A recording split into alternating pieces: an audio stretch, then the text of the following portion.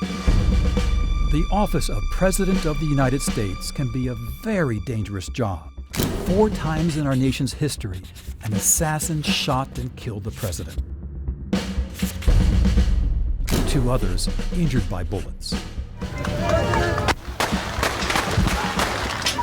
Other plots failed. Guns misfired or bullets missed. Bombs malfunctioned. In nearly all those cases, we know conclusively what happened. The culprit caught and prosecuted. All those cases, except one. There were 3 loud, reverberating explosions. Suddenly, the Secret Service men sprang into action. The convertible bearing the President and Mrs. Kennedy sped away.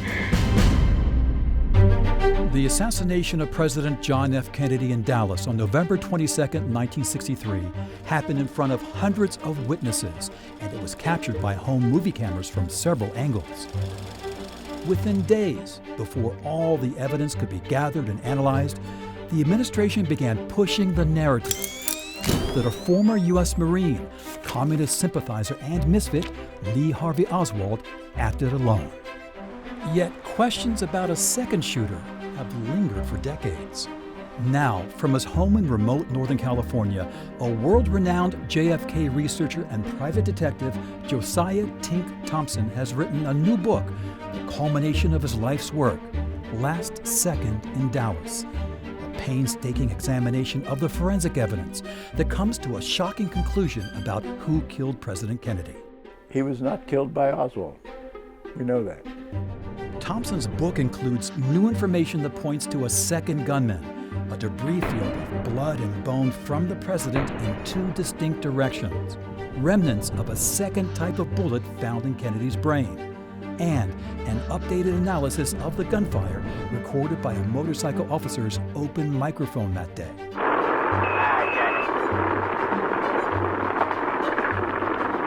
It may be too late for justice in this case, but it's never too late for the truth.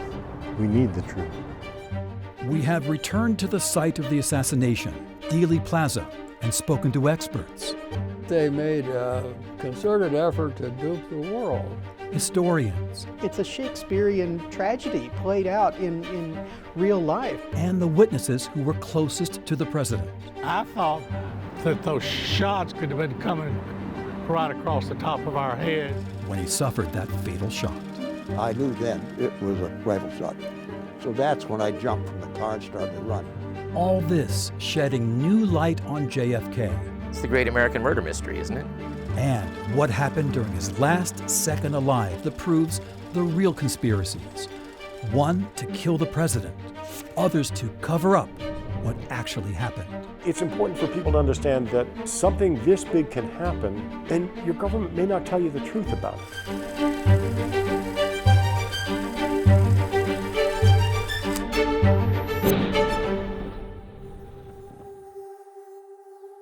We observe today not a victory of party, but a celebration of freedom. John Fitzgerald Kennedy, nicknamed Jack, represented a new beginning for the White House and the nation when he became president at the age of 43.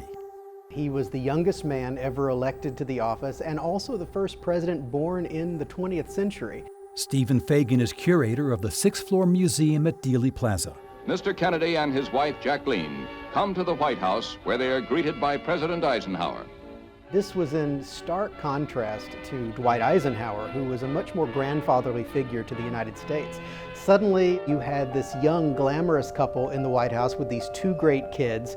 They were admired internationally, and so there was a celebrity status afforded to the Kennedys that a political family had never seen before. By the time Jack Kennedy took office, Josiah Thompson had wrapped up service in the U.S. Navy's Underwater Demolition Team, or UDT. I didn't like being on ships. Pretty silly thing to join the Navy and not like ships, but I didn't like being on ships. So I volunteered for underwater demolition team training. Frogman. Yeah, but the precursor to the Navy SEALs. Absolutely right. The SEAL Team 2 was made up of cadres from UDT 21, which was my unit. After missions in the Middle East, Thompson left the Navy, attended Yale University as a graduate student, and taught in the philosophy department. He watched JFK weather several crises. A crackdown on organized crime, appointing his brother, Robert F. Kennedy, as Attorney General. The Bay of Pigs, when American-trained Cuban exiles tried to overthrow Fidel Castro but failed. The clashes of the burgeoning civil rights movement. The Cold War and the Cuban Missile Crisis, when an American U-2 spy plane photographed Russian missiles being assembled just 100 miles from the Florida coast. That was an enormously dangerous time for the whole country, for the whole world, as a matter of fact. The leaders on both sides had been well terrified by what almost happened. Here comes the big jet in. Nearing the end of a tumultuous first term, the president traveled to Dallas for what many consider to be the beginning of his re-election campaign. You see the crowd pushing in from the side of the street. You see people hanging out of the windows. He's riding in a limo that doesn't have a scrap of armor on it. The bubble isn't on there, but of course the bubble wasn't bulletproof or bullet resistant. Looking back, there were very few precautions in terms of protecting him from those crowds. I think that's true. I don't think a president will ever travel as unprotected as Kennedy did that day in Dallas. Secret Service right along with the president, of course. At that time, there were 200 Secret Service agents nationwide, and only about 34 that protected President Kennedy on a full-time basis. By comparison, today we have 3,200 Secret Service agents. In other words, the Secret Service has grown 16 times since the day of the Kennedy assassination. So you have to take that into consideration. They simply did not have the manpower to effectively guard every rooftop, every window. What was your assignment that day? Were you actually assigned to the First Lady or to the President, or? I was assigned to Mrs. Kennedy. You're the primary agent responsible for her safety, so you were right with her the entire time? All the time. I was always on her side or right behind her, as near as I could be. Secret Service agent Clint Hill served under 5 presidents. During the Dallas motorcade, he stood on the running board outside the driver's door on the Secret Service car right behind the limousine carrying President Kennedy, the First Lady, Texas Governor John Conley, and his wife Nellie. Down Main Street, right on Houston, left on Elm, past the Texas School Book Depository. I was looking around, looking at the crowd on the left, and ahead of us was an overpass, and I could see nothing wrong. And then I heard this explosive noise over my right shoulder. So I started to turn toward it to see if I could identify it, because it didn't really sound like a rifle shot. It sounded more like a firecracker or something. There was some echo because of the buildings around there. But when I started to turn to my right to get to the point where I could see what it was, my vision crossed the back of the president's car. And then all of a sudden he grabbed at his throat and he started to fall to his left. I knew then it was a rifle shot. So that's when I jumped from the car and started to run.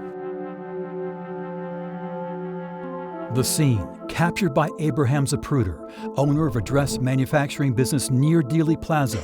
He left work and walked across the street with his Bell & Howell 8mm home movie camera to see the presidential motorcade. It was of a new and very excellent design at the time. Zapruder couldn't have chosen a better vantage point, high up on this pedestal. And when the limo got to the closest point, the fatal shot rang out. And I got to almost to the president's car when I heard another shot, and I felt that one, and I saw the reaction. It hit the president in the head, and it was blood matter, brain matter, bone fragments, all came out of that wound, got all over the back of the car, and all over me, and all over Mrs. Kennedy, because she at that point had gotten up on the back of the trunk, trying to grasp some of the material that came out of the president's head, which she was able to do. So I got up on top of the president's car, and I grabbed her and put her in the back seat. When I did that, his body fell farther to the left with his head in her lap.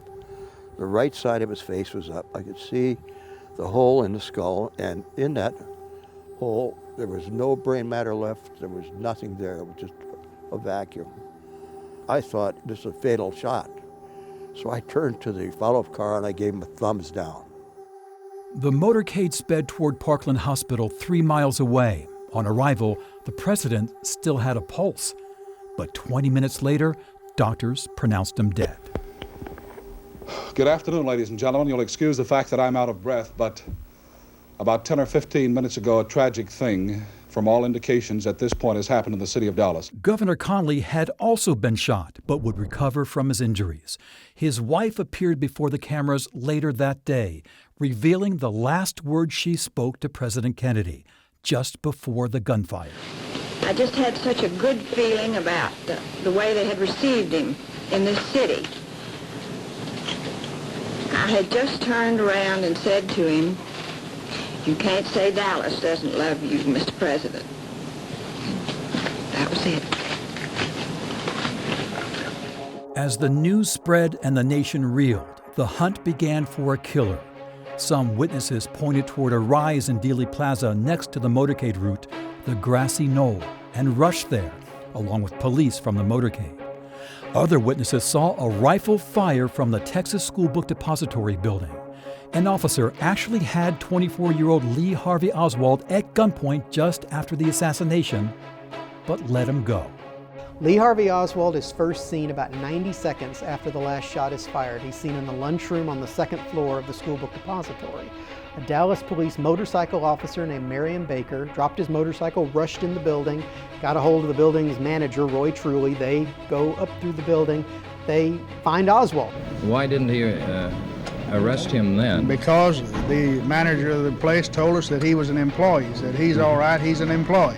So Baker holsters his weapon and they go on up the stairs. Oswald buys a coat from the coat machine and ostensibly walks out the front door of the building before it's sealed off by investigators.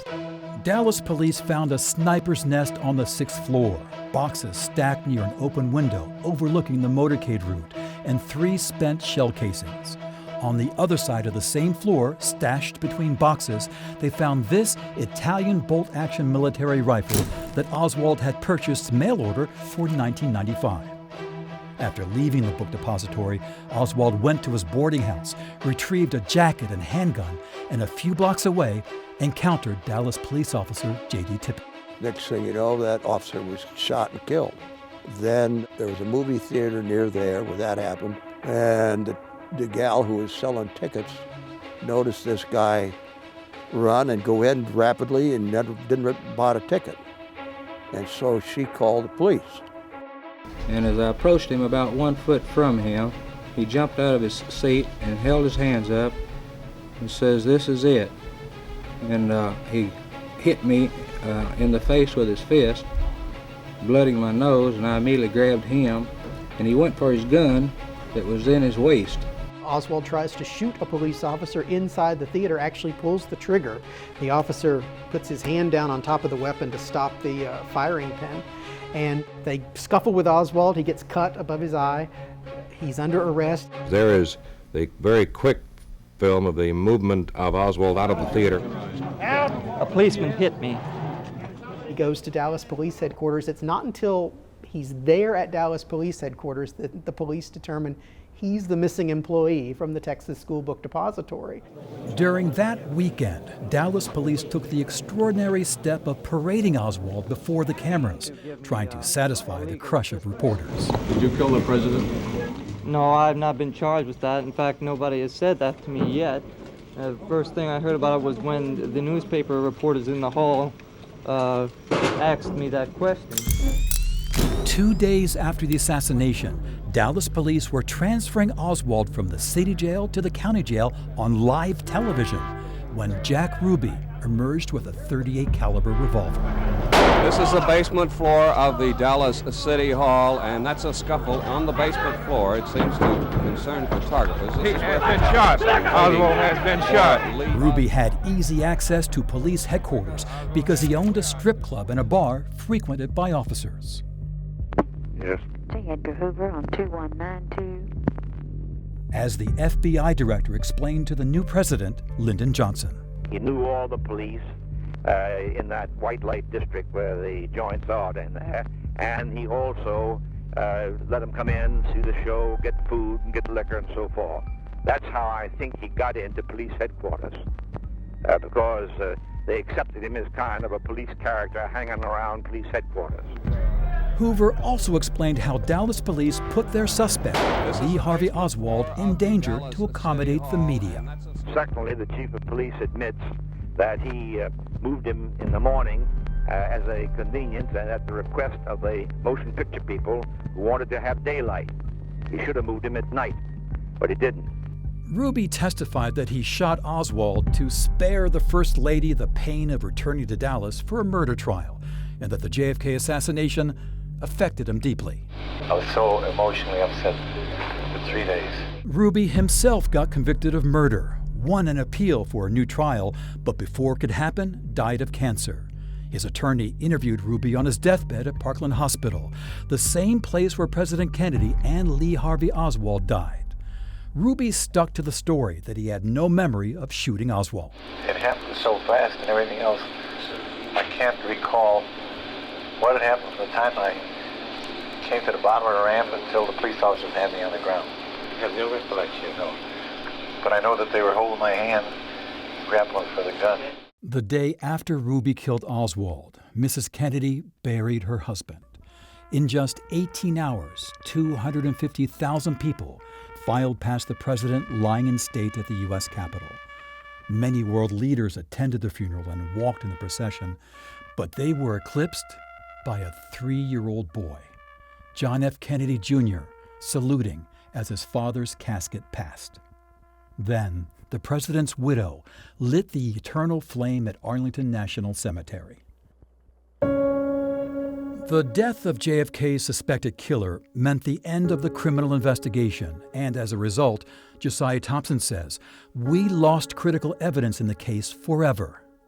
In ordinary murder investigations, all sorts of records of evidence have to be held by the prosecution and safeguarded, because evidence is sacrosanct in any investigation. That's how you find out the truth.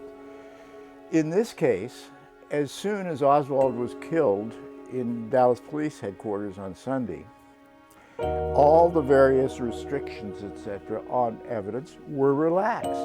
The recordings for the Dallas Police radio were given out as souvenirs by the dispatchers of the Dallas Police. There's even a recording that was that was given out in a magazine, right? Yeah, a girly magazine, as a matter of fact. Yes, right. Yeah. The first shot was fired 3 seconds after an officer says, "All right, Jackson."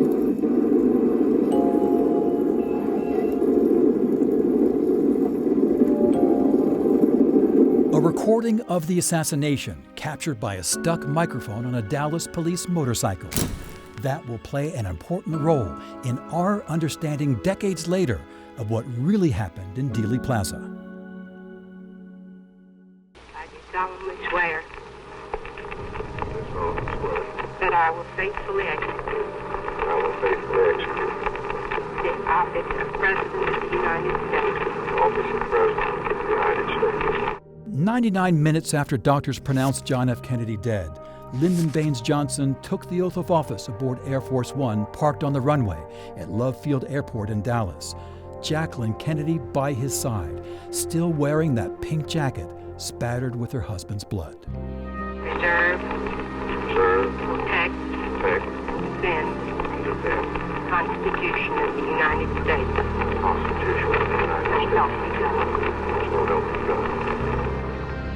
His first presidential order to the flight crew. Now let's get airborne. Johnson almost immediately, according to his advisors and Secret Service agents, almost immediately he suspected there could be some type of conspiracy. That was why he wanted to immediately leave Dallas and get back to Washington, because he thought this could be part of a larger plot. But President Johnson did not discuss his personal beliefs in public, even when information surfaced that Lee Harvey Oswald lived in the Soviet Union for 3 years, had a Russian wife, and that he visited the Russian and Cuban embassies in Mexico less than 2 months before the JFK assassination.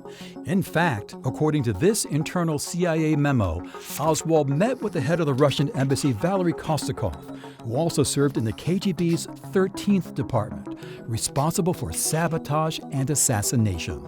Imagine if Lyndon Johnson went on national television and told the American public that he felt that the Soviet Union or Cuba was involved in a plot to assassinate their president, John F. Kennedy.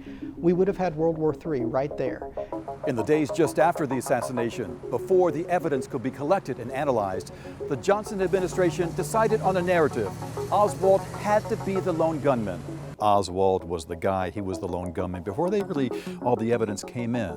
Is that how you see it as well? Well, sure, that's what happened.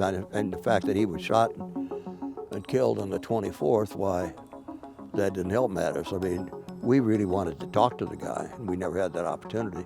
The federal government immediately decided, for reasons of state, that there was a single assassin, Lee Harvey Oswald, that would be the story. Internal memos and recordings surfaced years later, showing how quickly that decision came after President Kennedy's death. On the same day as the funeral, Deputy Attorney General Nicholas Katzenbach sent this memo to the new Johnson White House. The public must be satisfied that Oswald was the assassin, that he did not have Confederates who are still at large, and that evidence was such that he would have been convicted at trial. It continues. Speculation about Oswald's motivation ought to be cut off, and we should have some basis for rebutting thought that this was a communist conspiracy, or, as the Iron Curtain press is saying, a right-wing conspiracy to blame it on the communists. Unfortunately, the facts on Oswald seem about too pat, too obvious. Marxist, Cuba, Russian wife, etc.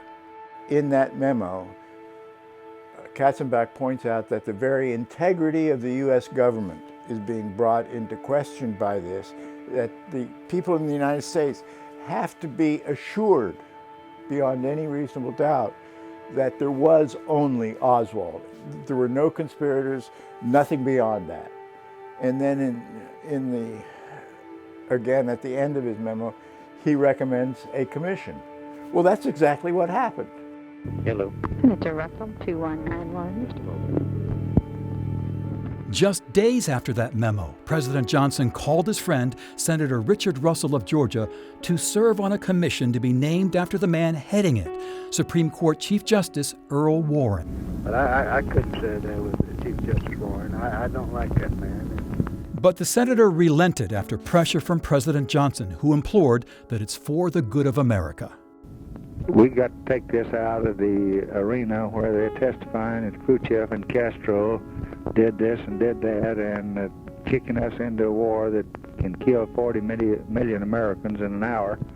There was definitely an incentive at that time to wrap it up nice and neat. One lone, disenchanted young man who worked here in the school book depository and had a rifle that day.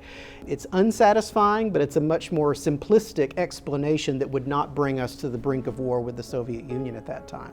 But was the mission the truth, or was the mission to keep things calm? It's easy to look back at the Warren Commission investigation in '64 as this kind of blue ribbon panel that was just meant to rubber stamp a conclusion that was already set in stone prior to it. Historian Stephen Fagan believes, at least at the staff level, the Warren Commission sought the truth no matter where it led. But Josiah Thompson tells us the commission had its marching orders from President Johnson from the start. Focus on Oswald. Do not implicate Cuba or Russia. And that would, of course, prompt a major confrontation between the Soviet Union and the U.S., perhaps leading to war. So he's steering the commission already, early on. Absolutely. And just to put a fine point on this, the mission of the Warren Commission wasn't the truth. No. The mission of the Warren Commission, simply put, was the prosecution of Oswald. There wasn't any defense. If you do a prosecution with no defense, this is what you get. The Warren Commission was also hamstrung by the FBI and CIA. Both agencies intentionally misled investigators, withholding the fact that they monitored Oswald in the months before the assassination. In April of that same year, he used his Carcano rifle in Dallas to shoot at a strident anti-communist, U.S. Army Major General Edwin Walker, according to Oswald's widow. Another challenge for the commission?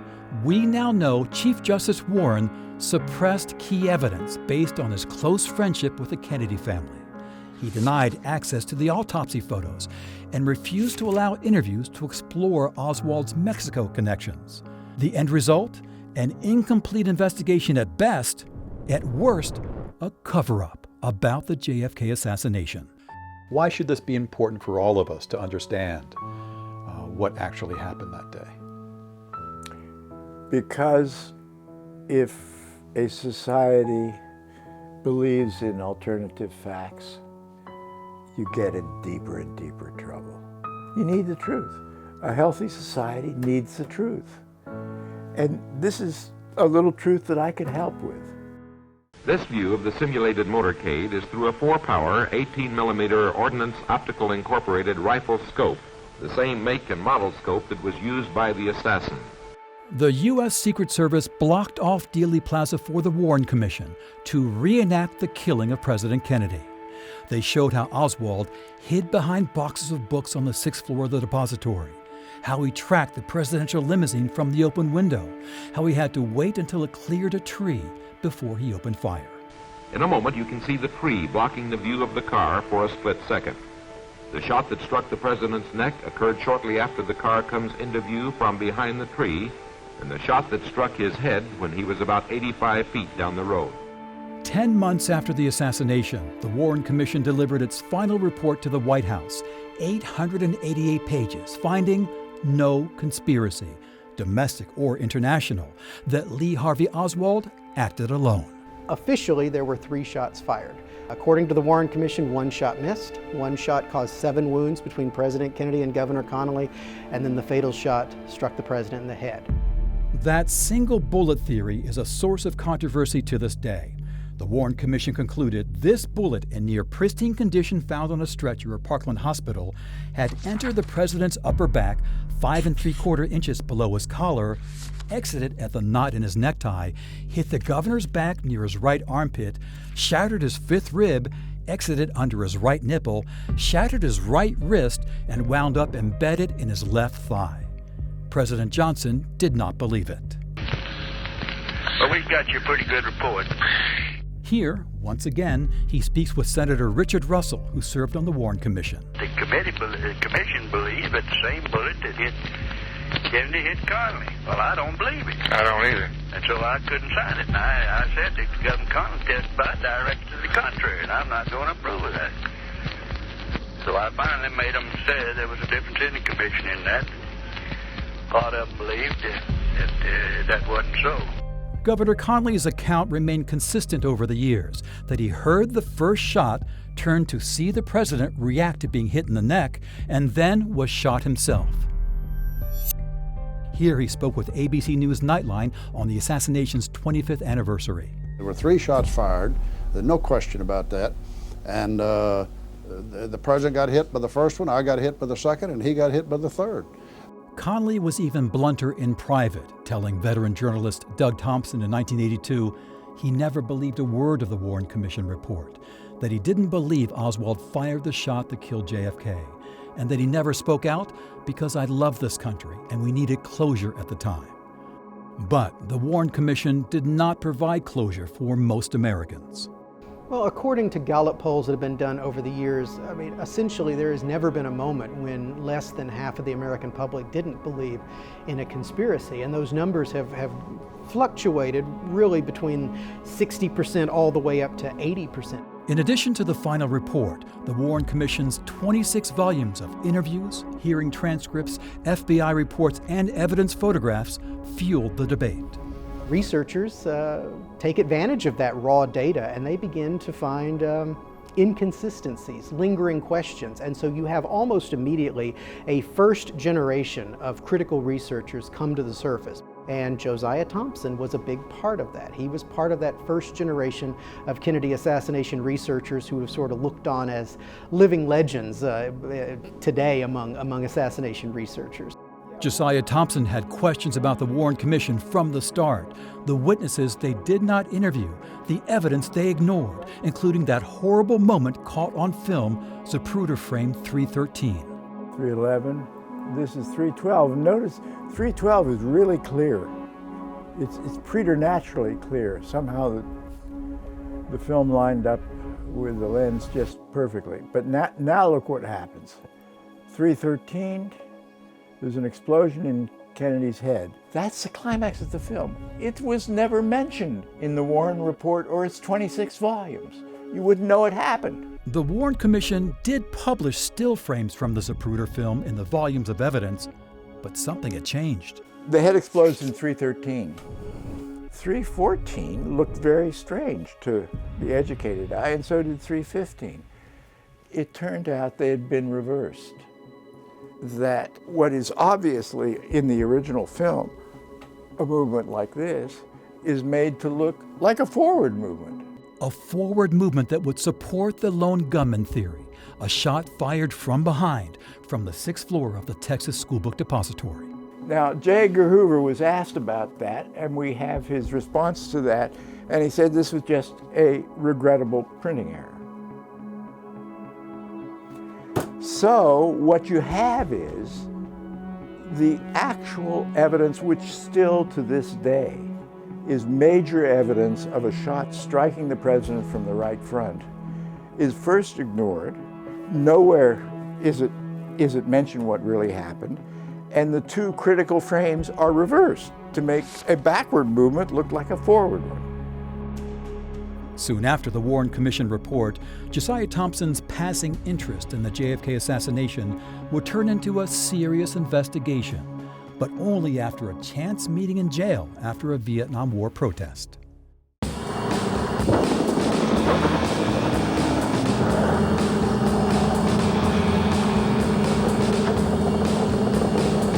In January of 1966, the Vietnam War raged.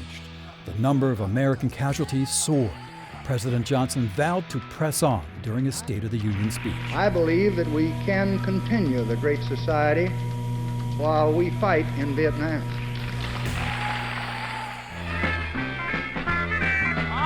Opposition to the war grew. The movement's theme song by Berkeley's Country Joe McDonald.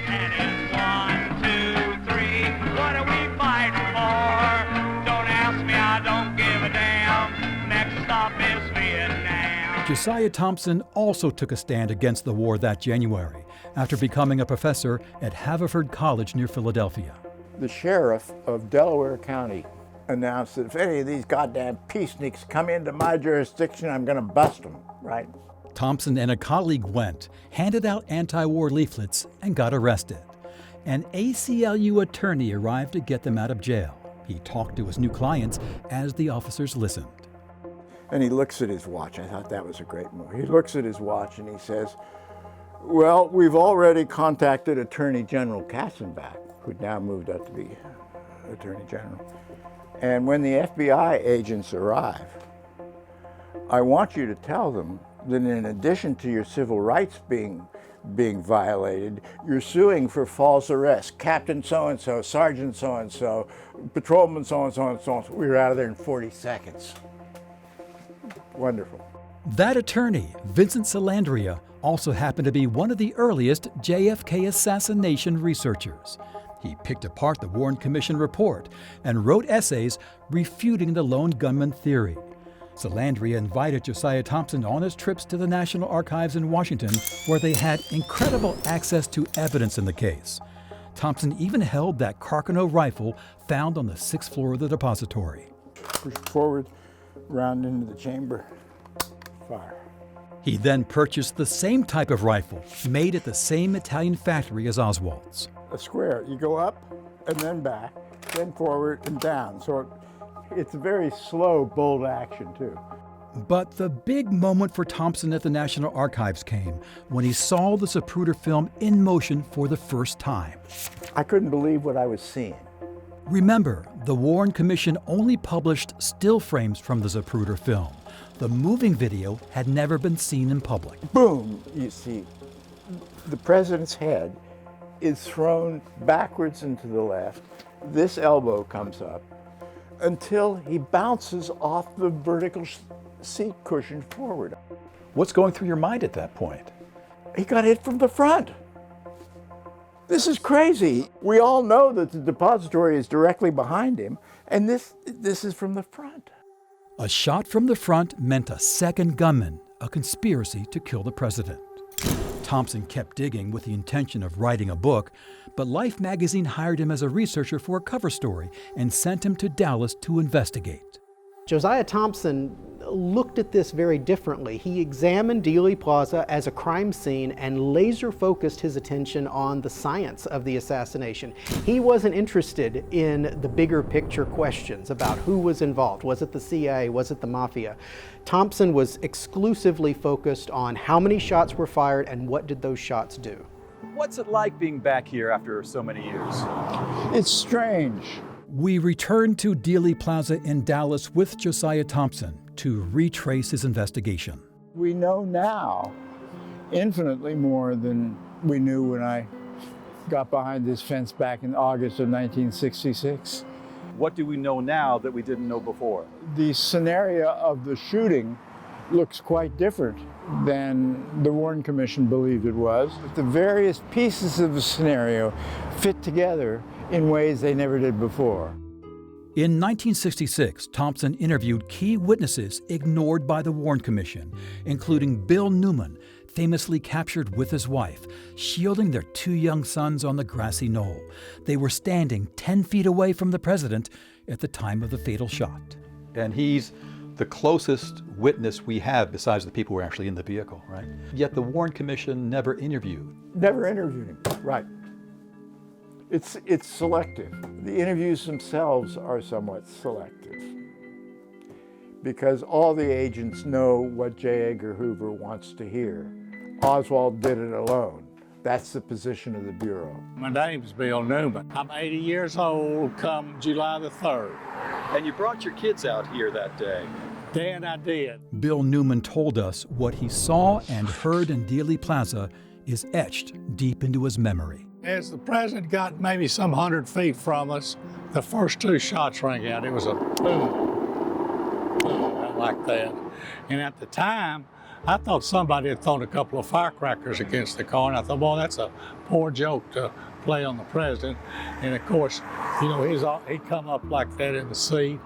And as they got closer to us, you could tell there was something wrong because you could see the blood on Governor Connolly's shirt in the seat and his eyes protruding, and President Kennedy was kind of looking into the crowd, it looked to me like. And just as the car passed and got right in front of us here, the 3rd shot rang out and the side of the president's head blew off. Newman and his wife threw their boys to the ground and covered them. And I thought that those shots could have been coming right across the top of our heads, and then we could have been actually in the line of fire and could have been injured or killed ourselves. Behind Newman on the grass, Cheryl McKinnon was a journalism student when she witnessed the assassination. She later wrote for the San Diego Star-News. The only thing that I'm absolutely sure of today is that at least 2 of the shots fired that day at Dealey Plaza came from behind where I stood on the knoll, not from the book depository. She said, puffs of white smoke still hung in the air in small patches. That would put the gunman who fired the fatal shot at the top of the grassy knoll, near the pergola or behind this stockade fence. It's been rebuilt a few times since the assassination, but the height and dimensions are similar. At the time of the shot, you're 95 feet from the victim. That's close in. You're protected from being seen before by the overhanging trees and by these bushes, which at the time were down about 6 feet, 7 feet. This was uncontrolled. You could get there easily. No one would take note of your license plate or of you or anything about it. You were protected. And in 5 or 10 seconds, you can get away and appear clean. You're safe within 5 or 10 seconds of the last shot. That's what's amazing. 50 yards behind the stockade fence, Lee Bowers was operating the railroad switching tower. Josiah Thompson took this photo of Bowers' view in 1966. He told investigators he saw 2 men near the fence at the time of the assassination and a commotion, a flash of light or smoke or something, which caused me to feel like something out of the ordinary had occurred there. A railroad supervisor, SM Skinny Holland, stood on the overpass above Elm Street with a panoramic view of Dealey Plaza. He was on the overpass because there were 1 or 2 Dallas patrolmen assigned there. And they wouldn't let anybody on the overpass because the overpass is going to be over the presidential limousine. So their job was to keep bad people out. Holland told Josiah Thompson as the motorcade headed right at him, he heard 4, perhaps 5 gunshots. And then for the 4th shot, he said the sound was different. The sound was different, like it was difference between a rifle and a .38. So. And then right under these trees here, just out from the trees, maybe 8 or 10 feet out, he saw smoke. Holland thought the smoke came from a rifle blast. It wasn't as loud as the first 2. It came from my left, from behind a picket fence, and there was a puff of smoke that kind of lingered out under the green trees right out from that picket fence about 8 or 9 feet off the ground. And 7 other people did who were on the overpass. They also saw smoke from right here. But the original identification and the original interest in right down here near the corner came from the difference in sound of the shots. Secret Service agent Clint Hill tells us he heard only 2 shots, that he could have missed 1 or more shots as he ran to the presidential limousine to help Mrs. Kennedy. You heard the first one, which caused the president to put his hands to his neck, and then you heard the fatal shot that affected his head. Did those 2 shots sound different, or did they sound the same? They sounded different to me. I think I told the Warren Commission it sounded like somebody had fired a gun into a can or into a hard surface, and there was some kind of a resounding sound penetrating. I didn't hear that in the first shot. I asked the question because there were some people up on the railroad overpass who reported that 3rd shot sounded different than the others, and that they think it was a different type of gun, a different type of rifle. Does that make sense to you at all? Well, I couldn't draw that conclusion because I couldn't specify, what kind, if it was a different kind of gun. But it did sound different is what I'm trying to get at. It was a different sound. After the shooting stopped and the limousine sped away to the hospital, some of the spectators and police officers ran up the grassy knoll looking for the assassin. Skinny Holland and 3 other men ran from the overpass to the stockade fence. And they make their way up here, and about 8 or 10 feet from the corner of the fence, right over there, they find a bunch of footprints. It had rained that morning and cleared about 9:30, so by 12:30 it's perfectly clear. But the ground was wet, so there were footprints and cigarette butts. And he told you that the footprints looked like a big cat had been pacing back and forth. Back and forth, back and forth. And also there was mud up on the bumper of a car, and also the horizontal supports also had mud on them. So mud footprints up on the support, right, looking over. Right. Thompson asked Skinny Holland to draw a diagram of the area behind the fence, where he found the footprints and cigarette butts at the trunk of a light tan 1961 Oldsmobile. Then Thompson tried an experiment using a picture taken by witness Mary Moorman, there in the blue jacket, a fraction of a second after the fatal shot to the president. Here's her photograph showing the limousine, the grassy knoll, and the stockade fence. And at one point I said, "Hey, Skinny, look." He was calling me Tink, and I was calling him Skinny by this time. I said, "Look, I want you to go right to the point where you found the footprints in the mud and where you found the cigarette butts. The cigarette butts." While Holland stood in that spot, Thompson found where Mary Moorman was standing and snapped this picture. But I knew, wow, because Holland was standing right at the point where this anomalous shape appears in the Moorman photo. Take a look. That's Skinny Holland and his hat standing behind the stockade fence. This is what Thompson calls the anomalous shape in the Moorman photograph. You think that Moorman actually captured the assassin? Yeah. I think you're looking at the top half of the head. I mean, that's incredible. No, but this has gotten better over 50 years, not worse. You'd expect there'd be some problems with it to show up. No. Thompson also says there is a telling moment on the Dallas police radio, seconds after the assassination.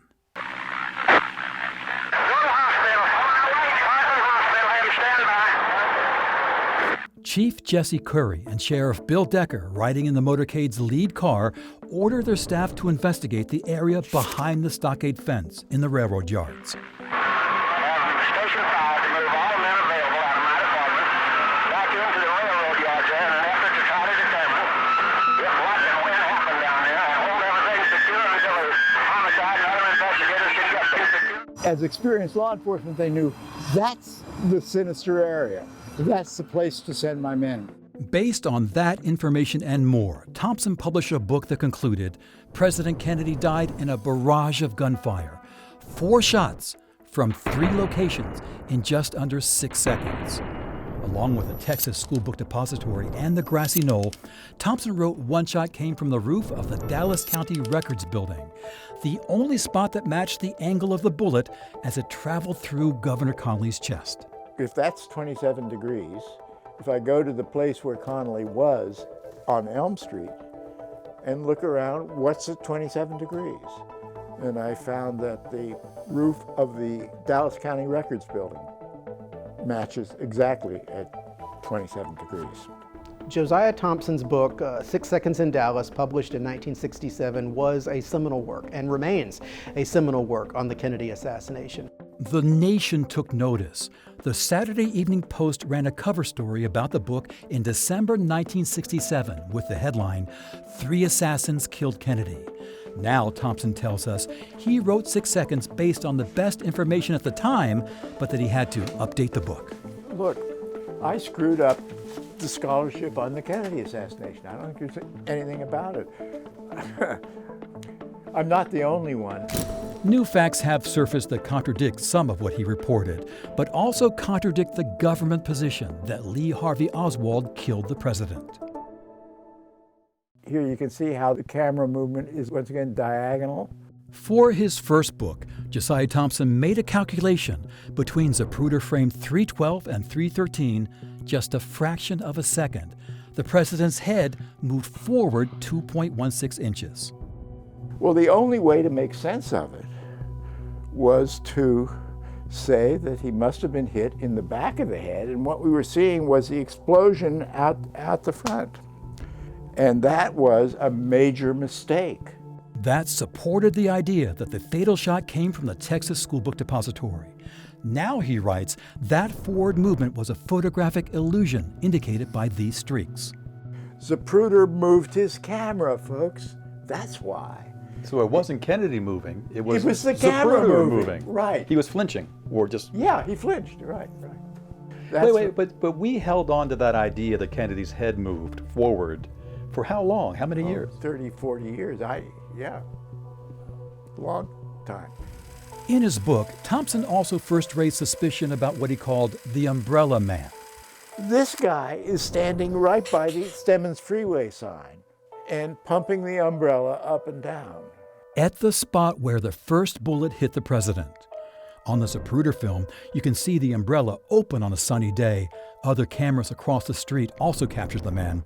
Thompson did not speculate about the Umbrella Man's motives, whether he could be part of some plot, but many theories developed after 6 Seconds in Dallas came out. One was that he was the signal man. He was raising this umbrella to signal teams of gunmen. The other one, more creatively, has the Umbrella Man firing a paralyzing dart at President Kennedy, which did exist in spy gear at that time, I suppose.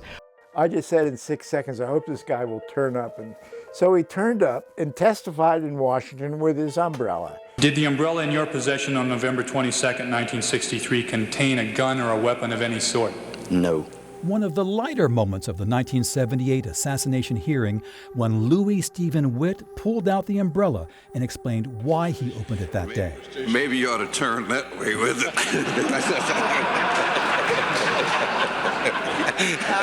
And it turns out it was rather a lame political protest, very obscure by today's standards, but essentially Witt was protesting the Kennedy family's support of Neville Chamberlain appeasing Hitler before World War II.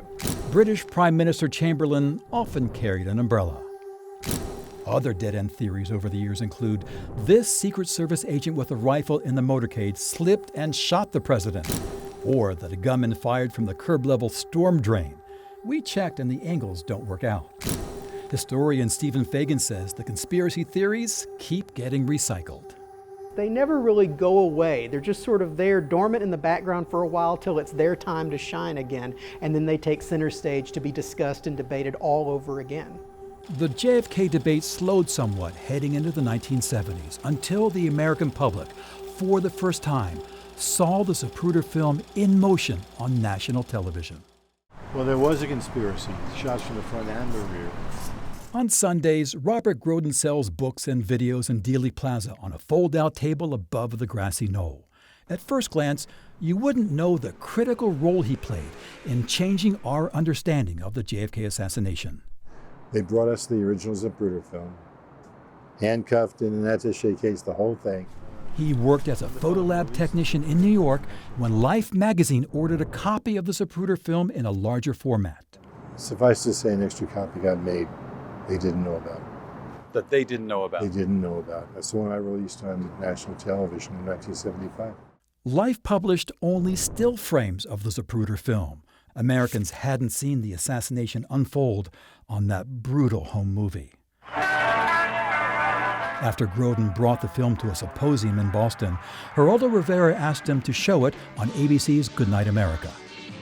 If you're at all queasy, then don't watch this film. Just put on the late night movie because this is very heavy. Rivera asked Groden to narrate. When he comes out from behind the sign, he is shot. Then Governor Connolly is shot. He's already been hit. He's already been hit. And now? At the bottom of the screen, the headshot. That's the shot that blew off his head. It's the most horrifying thing I've ever seen in the movies. Now, Jackie doesn't realize what's happened yet. She goes to his aid. And now? He's hit again, the violent backward motion. Totally consistent with 80% of the witnesses, which said the shot came from the grassy knoll in front and to the right. Contradicting the official story that the president died because of a lone gunman firing from behind. Releasing the Zapruder film gave the public the chance to see the truth. It was amazing. The outcry, the public outcry was incredible. It had enormous impact. It created a kind of tsunami of concern and outrage in the American public. The response to the program was so great that Geraldo Rivera devoted the entire next episode of Goodnight America to the Zapruder film. The lead guest? It's called, as you can see, I hope, 6 Seconds in Dallas. Professor Thompson, welcome. Thank you. Josiah Thompson, picking apart the magic bullet theory that a single shot inflicted 7 wounds on President Kennedy and Governor Connolly. This is the actual bullet that they found. That's the actual bullet, the bullet that was supposed to have done all this. On either end are ballistic comparison bullets that were fired into cotton by the FBI. These went into cotton. According to the commission, this went through 2 people, smashed 2 large bones, and it looks virtually undamaged. The commission actually performed experiments to see what would happen to bullets fired from Oswald's rifle when they hit bone. That's a bullet fired from Oswald's rifle that was fired into a corpse's wrist, grossly deformed as one would expect. All these bullets that hit anything were grossly deformed, and yet this bullet allegedly went through 2 people and smashed 2 large bones, and I submit that that's just profoundly improbable. The showing of the Zapruder film on ABC led to the House Select Committee on Assassinations in 1976. They reopened the Kennedy case. Robert Groden fielded requests from members of Congress to see the film. And the question that was asked again and again is, why weren't we ever allowed to see this? And the answer is Life magazine was suppressing it. Did they suppress it, or was it also part of a government suppression? Well, they did it for some reason. On their own, I have no idea why they would spend $250,000 on a piece of film and not use it. The Committee on Assassinations tried to explain what was so apparent to the American public. The president's head moved back and to the left after the fatal shot. They considered the jet effect proposed by UC Berkeley physicist Luis Alvarez. He said after the bullet struck the president from behind, the pressure of blood and brain matter leaving the exit wound pushed the head back. Alvarez tried to prove the jet effect at a San Leandro rifle range by shooting melons wrapped with tape, a pineapple, rubber balls, and a plastic jug filled with Jell-O, but failed. Okay, now the bullet has come in from the left. For the House Select Committee, Army technicians shot 10 human skulls filled with gelatin and wrapped in goatskin with hair intact to simulate a scalp. All of them moved in the direction of the bullet, disproving the jet effect. The head of the president would probably go with the bullet. Then, wound ballistics expert Larry Sturtevant hypothesized that a neuromuscular spasm caused the president's movement, as seen in bullet tests on goats he played from 1948. Some panel members seemed less than impressed. In terms of tests such as this, in order to reach conclusions, 30 years ago, I presume we've advanced scientifically in this area. Well, yes. Still, the committee issued a draft report supporting the Warren Commission. They support the single bullet theory that one shot hit both Kennedy and Connally. They support the idea of 3 shots fired by Lee Harvey Oswald from the 6th floor window of the school book depository. Deeply disappointing to critical researchers and theorists out there who really expected a different conclusion. Then, a stunning development. A recording from Channel 1 of the Dallas Police radio system surfaced. A motorcycle in the presidential motorcade had its microphone stuck in the open position during the assassination.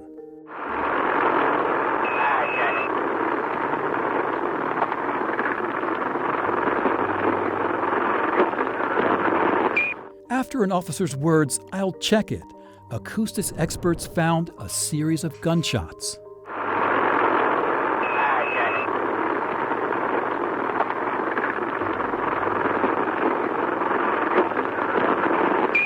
The sounds of gunfire did in fact occur at the same time as the assassination. The committee hired acoustics expert James Barger, best known for pinpointing the location of National Guard gunfire during the Kent State shootings.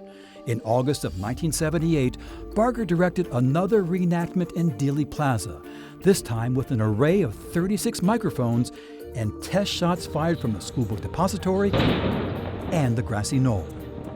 We did it, and we got 2,600 different combinations of shooter locations, target positions, and microphones, picking up the echo patterns from those shots. The waveforms from the reenactment matched the police recording. Barger reported to the Select Committee on Assassinations that a shot did come from the grassy knoll. That one appears to have emanated from here, and that is well within that angle. In other words, that shock wave will come right by and hit it. What is the probability that loud noise from the grassy knoll was in fact a rifle shot? To answer your question, literally I'd have to say my estimate is about 78% likely to be a rifle. Okay. The firing point right there, right where this shape appears in the Mormon film, right where Holland found the footprints and the cigarette butts. So it all comes together. That's an example of what I mean by the evidence slowly over time beginning to fall more and more together. Using the timing from the police motorcycle recording, the committee had its consultant, Robert Groden, lay the sound of the test shots onto the Zapruder film and play it during the hearing. Could I have the lights off, please?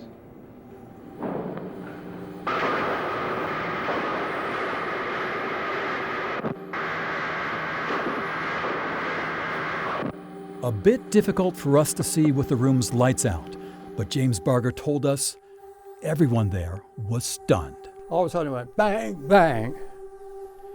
And I saw that, and the first bang, of course, was from the knoll, and the second one from the depository. I saw that, and I thought, boy, did I ever get this one right. Here, we recreate the test shots married to the Zapruder film, following one of 2 scenarios proposed by the commission, that the fatal shot came from the grassy knoll.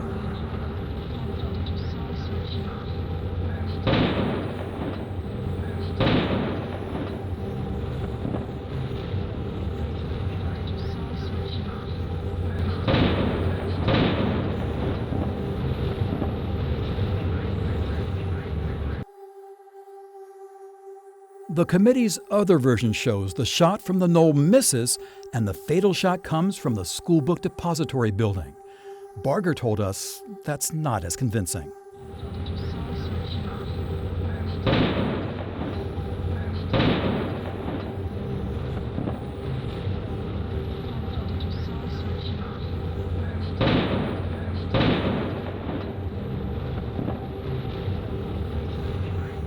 In the end, the House Select Committee on Assassinations concluded there was a conspiracy to kill the president, and a shot did come from the grassy knoll, but that it missed.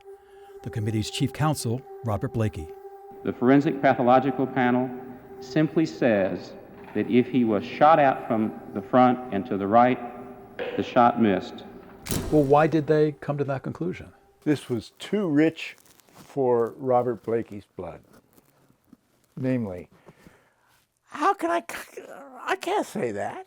How can our committee say that? That means this was a professional hit. It was too hot to touch. It was too hot. This was a professional hit then that we've concealed for 12 years. If it misses, then... Then, 3 years later, a panel from the National Academy of Sciences, which included physicist Luis Alvarez of jet effect fame, concluded the police radio recordings did not prove a shot came from the grassy knoll. They compared the Channel 1 tape to Channel 2 and found crosstalk, clips of words from officers that day. A particular instance of what they called crosstalk showed that the sound impulses they took to be gunshots had actually occurred about 60 seconds after the shooting was over.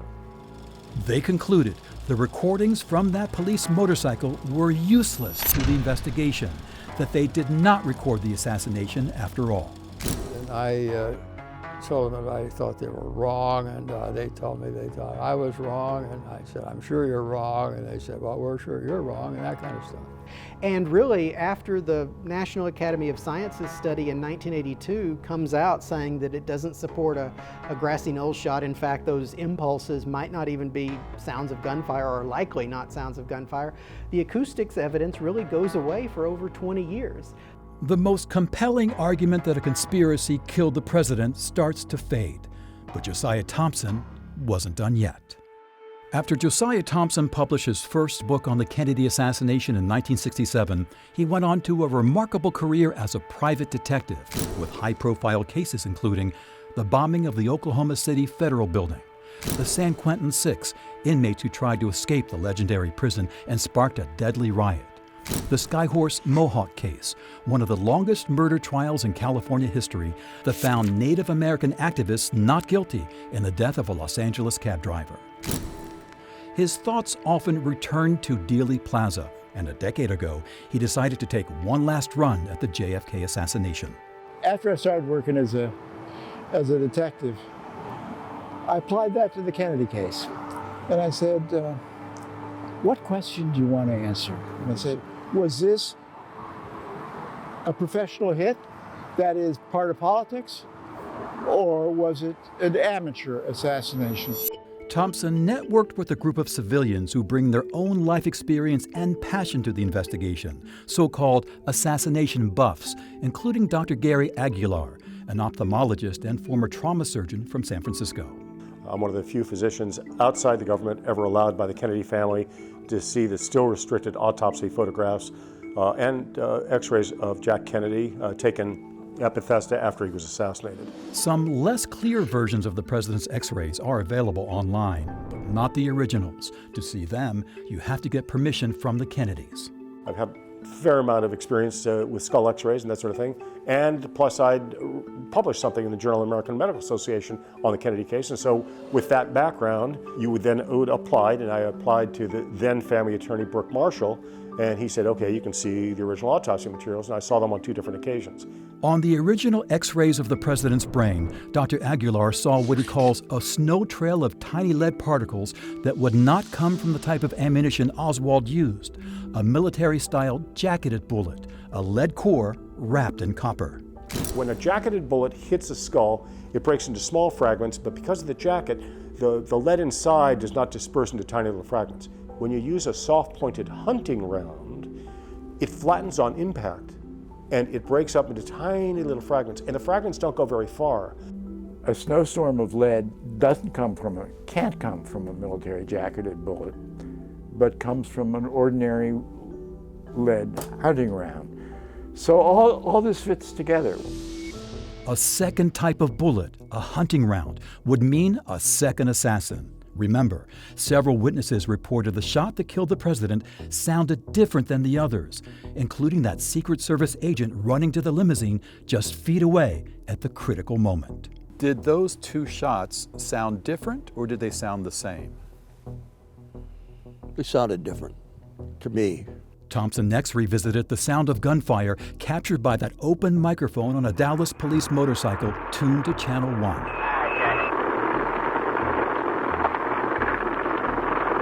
In 1982, the National Academy of Sciences disputed that recording. They compared it to Channel 2 of the police radio that day and ruled what sounded like gunfire actually happened 60 seconds after the assassination. That particular report has been believed for about 30 years. It was wrong. It was wildly wrong. For his new book, Thompson contacted the scientist who initially confirmed the recording as authentic, that the motorcycle's open microphone caught the sounds of the assassination.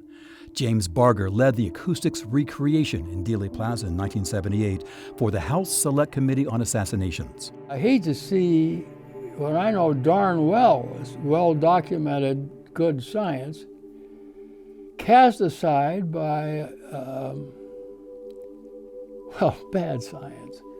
Barger happily came out of retirement after Thompson's call and worked for the past several years with an old colleague, engineer Richard Mullen, analyzing the radio recordings. And he found out, yes, the Channel 2 tape had been overdubbed. It had been cut by measuring the hum frequencies very carefully. If you have several hum frequencies, this meant that it went through several different electronic devices in becoming what it was. The Channel 2 recording was not an original, as the government contended, and someone spliced or edited the tape. The National Academy of Sciences made a mistake using the Channel 2 recording to refute the sounds of gunfire heard on Channel 1. There's a kind of elegant simplicity now to what happened. It was before, when I tried to figure this out, it was kind of jumbled. It was difficult to see how the different pieces all fit together. Now that the motorcycle recording stands as authentic, Josiah Thompson has synchronized it to the Zapruder film and calculated the gunfire came at frames 175, 204, 224, 313, and 328. Oswald's rifle could not reload fast enough to fire all those shots. The fastest time you could fire the rifle was 2.3 seconds, and that was adopted by the Warren Commission as a minimum mechanical firing time of the rifle. The first three shots occur in just 2.75 seconds. There's a miss. President Kennedy hit in the neck. You see him react as he clears the Stemmons Freeway sign. Then Governor Connally is shot. Connolly's turning, and very suddenly you see the lapel of his coat flip out, and he lifts his hat up. You see Connally's face contort in pain. Then a break in the gunfire for 4.81 seconds until the limousine reaches the grassy knoll. Kennedy got hit from somebody right over there, above the right temple. He was thrown backwards into the left, and then 3/4 of a second after that, he was hit by a second shot from the depository. Josiah Thompson writes in his new book, Last Second in Dallas, after that fatal shot from the knoll, you can see the president's head suffer even more damage as the final bullet from the book depository pushed him forward. Technically, he was not killed by Oswald. We know that. What we do know is that Lee Harvey Oswald was not behind the stockade fence on the knoll. And that particular wound was so grievous. The final piece of the puzzle, two distinct debris fields, divergent trails of blood and bone and brain, proving at least two shooters conspired to kill the president. Dr. Doug DeSalles had a long career as an urgent care physician, but he is a lifelong JFK assassination buff. I think there's a lot of people like myself whose attitude is just, damn it, I want to know. I want to know. What the hell really happened? And I don't know that we ever will know, truly, all the details of that. I'm certain we will not, but I think that we may get close enough to truth to be satisfied. He built models to plot bullet trajectories, performed gunshot tests to refute government theories. We took some cantaloupes, put casting plaster this time to put a harder surface around it. Checked the firing speed of the type of rifle used by Lee Harvey Oswald. But his most important contribution may be this, his study of where blood, bone, and brain matter traveled during that last second. The shot came from the front that did what we're talking about, but that within a second bullet also struck. When you put these two data streams together, all of a sudden a lot of things fall in place. Dr. DeSalles analyzed the Zapruder film and 4 other home movies taken at that time. He plotted the location of everyone in the president's limousine, the Secret Service car following closely behind, and 4 police motorcycles just off to either side. The first of the final 2 gunshots came from the grassy knoll and spread blood, bone, and brain matter in the same direction, to the left and rear. Kennedy gets hit, gets thrown to the left rear, all the impact debris goes to the left rear, and then 3/4 of a second later, he gets hit again, goes forward, all the impact debris goes forward, covering the limousine. So you had 2 specific debris fields? Yeah, but they're simple. The same thing happens in both. Kennedy's head, when hit, goes along the trajectory of the bullet, the flight line of the bullet. First evidence of that, Secret Service agent Clint Hill jumped from the follow-up car and almost made it to the president's limousine when the fatal shot came from the grassy knoll. It sent debris all over Hill. It was just like an eruption.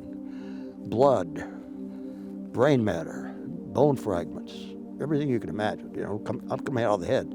Then Jacqueline Kennedy climbed on the trunk of the limousine, reaching for pieces of her husband's skull sent backwards by the blast. She at that time had come up on the back of the trunk trying to recover some of the material that came out of the president's head, and she actually did get a hold of some of it. Next in line, the motorcycle officer riding to the left of the limousine's bumper, Bobby Hargis. In addition to blood and brain, a piece of skull struck him with such force that he thought it was a bullet. He gets the major blast of that. He gets hit so hard that he said, I thought I'd been shot. Boom, right in the chest. Hargis dropped his motorcycle and ran in what he believed to be the direction of the gunfire, the grassy knoll. On the Zapruder film, 2 pieces of bone appear to fly up and to the left. A sheriff's deputy recovered 1 piece from the gutter 10 feet to the left of the limousine's path, and the next day, a college student found this 2-inch chunk of the president's skull in the grass to the left of Elm Street. The FBI said it was 25 feet away from where Kennedy's head would have been at the time. The other motorcycle officer on the left of the limousine, Billy Martin, reported the blood hit his windshield, the left side of his helmet, and the left side of his uniform. His right side was clean. So you would expect him to get hit with most of the impact debris here on the right side. No, he had none. I kept wondering, why? Well, dummy. The point is that he's in the rain shadow, as it were, of Hargis. Hargis took the main blast and shielded him on his right side. Debris from the president's head also reached the Secret Service car following close behind. But all this material, blood, brain, bone fragments, came out of the wound and just all over everything. They got on the car, the follow-up car. The Secret Service agent who's driving the car behind, which is like 5 feet behind the bumper, he said I had blood on my left arm and it was all over my windshield. Now to the second debris field. Just 3/4 of a second after the shot from the grassy knoll, the final shot from the Texas School Book Depository hit President Kennedy, sending debris forward. We know for a fact there was blood on the front of that limousine. Governor Conley said as he was laying in the seat, when the blow struck, debris blew over the top of them, obviously coming from the rear. The FBI also found blood on the back of the Secret Service agent driving the limousine and the agent in the front passenger seat. Blood on the inside of the windshield and as far forward as the hood ornament. Physics determines how particles of blood and brain move. It's not somebody's opinion, it's a known fact. And that's why to base basically this reconstruction of the last second on that, and then see how it links to all the witness reports, wraps it up into a pattern that really is persuasive. 2 bullet fragments landed in the front seat area after apparently cracking the windshield, leaving a lead smear on the glass and a dent in the chrome strip above it. One other crucial argument: why would the motorcycle officers on the left become showered with debris, but not the motorcycle officers on the right? Kennedy's in this position in the limousine, in the right corner. So you would expect, if he was hit from the rear, that goes in the rear and blows out the right top of his head, Cheney, who is right here, would have received a lot of impact debris. None. Zero. Nada. Officers Jim Cheney and Douglas Jackson on the right side were clean. Now, if you're shot from a position almost directly behind you and you're hit on the right side, you're hard-pressed to explain why is it the men on the left were struck and the 2 officers on the right were not. I mean, how do you explain that? One final question. We know police arrested Lee Harvey Oswald just 80 minutes after the assassination of President Kennedy. How did the grassy knoll gunman get away? Josiah Thompson has a theory. At 86 years of age, Josiah Thompson has finished his life's work on the John F. Kennedy assassination. And here, after 55 years, all the pieces are finally in place. In a case where complexity grows with every passing year, its very center exhibits a quiet simplicity. He ends his new book, Last Second in Dallas, imagining how the final moments of the plot to kill the president played out. On the knoll, the gunman behind the fence may have noticed the car slowing as he squeezed the trigger. After the barrage of gunfire, Lee Harvey Oswald calmly walked from the Texas School Book Depository, Coca-Cola in hand. And the man who actually fired the fatal shot from behind the stockade fence had his own getaway plan. His car was parked there undoubtedly. Probably had the trunk open. He threw the gun in the trunk, closed it. That would take maybe 5 seconds. Then he's just a bystander. In other words, there's no reason to arrest him. Dallas traffic officer Joe Marshall Smith thought the shots came from behind the stockade fence. He ran there, said he caught the smell of gunpowder, and confronted a man wearing a sports shirt. When the man flashed Secret Service credentials, Officer Smith let him go, but later said the man had dirty fingernails, like an auto mechanic's hands, and afterwards it didn't ring true for the Secret Service. Later, the Secret Service confirmed they had no agents in the area at the time.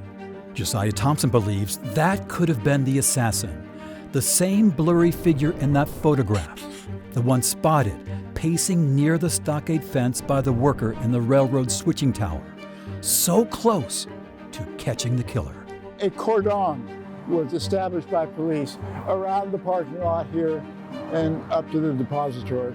But as soon as Oswald was picked up in the Texas Theater, the cordon was released and everybody could come and take the car away. Trunks were never searched. The trunks weren't searched? No. And they didn't have license plates or any record of who had parked here? Nobody took license plates. Thompson writes that the knoll shooter pitched the rifle into the trunk and either climbed in after it or walked away.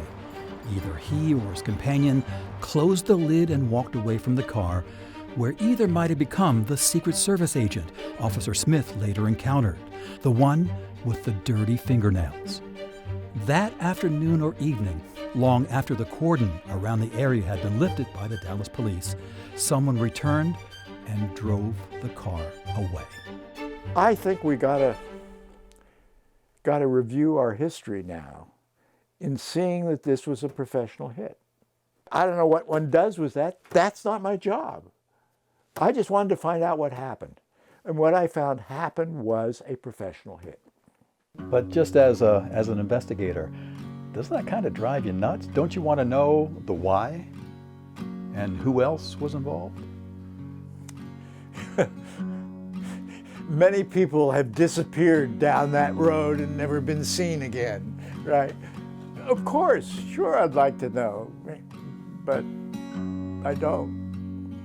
I don't. How can it be